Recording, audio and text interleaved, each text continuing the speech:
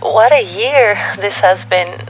It started with the most heartwarming show I've ever done, and it was in Glasgow. The first one I did as a solo artist, the first one I did with my band, and it looked like the beginning of something new and really exciting. And then I started working with a new producer at Metro 13 Studio, new sounds, new approach to my songwriting, new vibes that I couldn't wait to share with everyone. I was actually in the studio the weekend before the UK went into lockdown, strangely singing about our worst fears approaching without even knowing what was coming. Sharing music seemed to be the only thing left to do, even without any live shows to support the endeavour. Misty Me came out, the final chapter of a heartbreak storytelling I was finally leaving behind. I was so lucky to have managed to shoot a live video with my band before self-isolation began, and it would be months until I saw them again.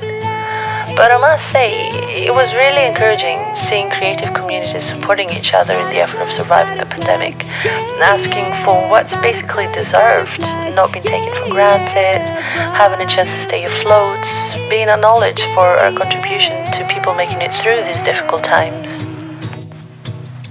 And this is how Heartbreak came about, a song I wanted to release in the form of an independent art project, not really related to what I had done in the past or what I was planning to do in the future. It was about how important it is to take care of our creative self, to get inspired and support other creatives as well, and the duty of keep going, especially during hard times. Now I was so proud to see the track premiering in the Scottish Sun, on national radio, Tenement TV, and it all happened during the time I was able to go back to the studio and write new songs, and finally play live again, even for the online versions of summer festivals.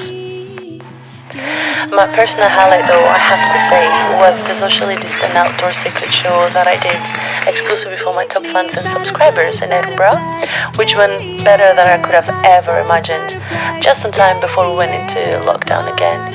And it was a much needed proof that music is essential for our well-being and that there are still things to fight for.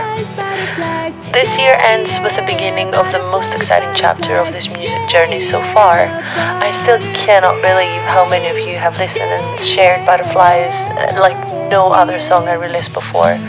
It's the first track of a bigger release that's coming next year, which I'm really looking forward to.